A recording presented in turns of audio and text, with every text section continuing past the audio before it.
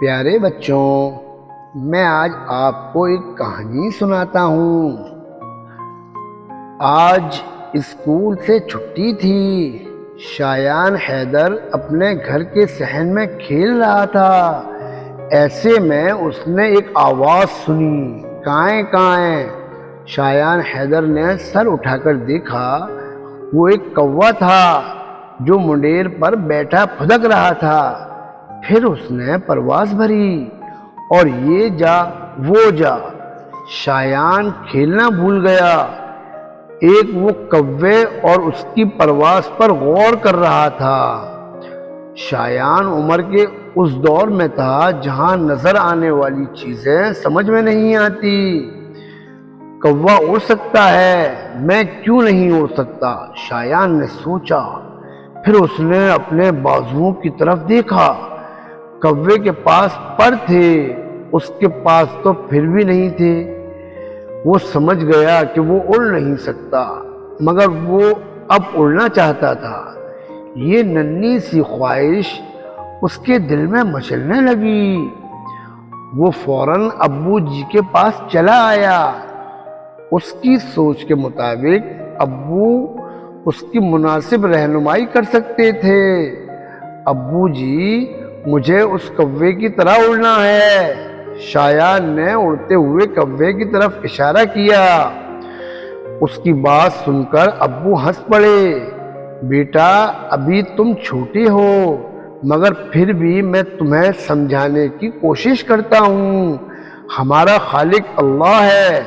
مخلوقات کی جسمانی ساخت کے مطابق اللہ نے انہیں صلاحیتیں عطا کی ہیں۔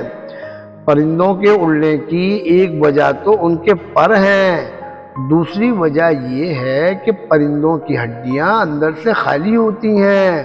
ان خالی ہڈیوں میں ہوا بھری ہوتی ہے، جس سے ان کا وزن ہلکا ہوتا ہے۔ یہ سارے عوامل پرندوں کو پرواز کرنے میں مدد دیتے ہیں۔ شایان کو کسی اور بات کی سمجھ تو نہ آئی، مگر خالی ہڈیوں میں ہوا بھرنے والی بات اچھی طرح سمجھ آ گئی۔ اب وہ نظر بچا کر گھر سے نکلا۔ کھوکھلی ہڈیاں، ان کے اندر ہوا، وہ انہی نکات پر غور کر رہا تھا۔ اب اسے اپنی کامیابی کے امکان نظر آنے لگے تھے۔ وہ اڑ سکتا تھا۔ وہ سیدھا ٹائر سروس کی دکان پر پہنچ گیا۔ انکل جی، میری ہڈیوں میں 10 روپے کی ہوا بھر دیں۔ شایان نے دکاندار سے کہا۔ ہوش میں تو ہو بچے؟ دکاندار حیران رہ گیا۔ میں اڑنا چاہتا ہوں۔ شایان کی بات سن کر دکاندار ہنس پڑا۔ جاؤ بچے، مجھے میرا کام کرنے دو۔ وہ ہنستے ہوئے بولا۔ یہاں سے مایوس ہو کر شایان گھر لوٹ رہا تھا کہ راستے میں اس نے غبارے والا دیکھا۔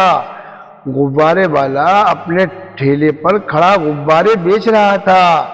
دھاگے سے بندھے غبارے ہوا میں پرواز کر رہے تھے۔ یہ منظر دیکھ کر شایان بہت خوش ہوا۔ اسے اپنی مشکل کا حل نظر آ گیا تھا، مگر اسے ایک الجھن نے گھیر رکھا تھا۔ اس الجھن کو دور کرنے کے لیے وہ غبارے والی کے پاس جا پہنچا۔ انکل، ان غباروں میں ایسا کون سا جادو ہے جس سے یہ اوپر اڑ رہے ہیں؟ غبارے والے نے جب شایان کا معصومانہ سوال سنا تو ہنستے ہوئے بولا، بیٹا، میں ان غباروں کے اندر ہیلیم گیس بھر رہا ہوں۔ ہیلیم گیس چونکہ ہوا سے ہلکی ہوتی ہے، اس لیے ہوا ان ہیلیم گیس سے بھرے غباروں کو اوپر کو پرواز کر رہے ہیں۔ شایان کا چہرہ کھل اٹھا کیونکہ اس کی الجھن دور ہو چکی تھی۔ شایان نے 10 روپے کا ایک غبارہ خریدا اور پھر ایک پارک میں آ گیا۔ اب اس غبارے کا سہارا لے کر وہ لگا اچھلنے کودنے، مگر شایان کو متوقع کامیابی نہیں مل رہی تھی۔ پارک میں ایک بزرگ آدمی کافی دیر سے شایان کی حرکتوں پر غور کر رہے تھے۔ جب الجھن حد سے بڑھی تو وہ شایان کے پاس چلے آئے۔ کیا بات ہے بیٹا؟ انہوں نے پیار سے پوچھا۔ میں اڑنا چاہتا ہوں، شایان نے جواب دیا۔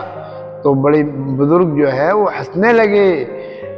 شایان نے پوچھا، کیا آپ میرا مذاق تو نہیں اڑا رہے؟ نہیں تو مگر میں تمہاری اس پریشانی کو ضرور دور کر سکتا ہوں۔ یہ سن کر شایان بہت خوش ہو گیا۔ کیسے؟ انہوں نے پوچھا، کیا تم علامہ اقبال کو جانتے ہو؟ بزرگ آدمی نے پوچھا، جی ہاں، روز ہم اسکول میں لب پہ آتی ہے، دعا بن کے تمنا میری پڑھتے ہیں۔ شایان جوش سے بولا، شاباش! انہوں نے کہا کہ تو اے مرغ حرم، اڑنے سے پہلے فشاں ہو جا۔ کیا مطلب ہے؟ شایان حیرت سے بولا، مرغ حرم سے مراد مرد مومن ہے۔ علامہ اقبال مومنوں سے کہنا چاہتے ہیں کہ اگر تم حقیقی اڑان بھرنا چاہتے ہو تو پہلے اپنے دل کو ہر قسم کی برائی سے آزاد کر دو۔ کیا سمجھے؟ میں سمجھ گیا بابا جی، میں اڑ نہیں سکتا مگر مرد مومن بن کر حقیقی اڑان ضرور بھر سکتا ہوں۔ جوش سے شایان کا چہرہ تمتمانے لگا۔ پھر وہ غبارے کی مدد سے اڑنے کی بجائے اس سے کھیلنے لگا۔ اسے کھیلتا دیکھ کر وہ بزرگ خوشی سے مسکرا رہے تھے اور سوچ رہے تھے کہ کسی بھی قوم کا مستقبل بچے ہوتے ہیں۔ اس قوم کا مستقبل روشن اور تابناک ہے۔ آپ سب کو ہمارا یہ ویڈیو پسند آیا ہو تو لائک کریں، اپنے دوستوں کو شیئر کریں اور ہماری حوصلہ افزائی کے لیے ہمارے چینل کو سبسکرائب کریں، اور آپ کو ہماری یہ ویڈیو کیسی لگی کمنٹس میں بتائیں۔ وقت والسلام، السلام علیکم، اللہ حافظ۔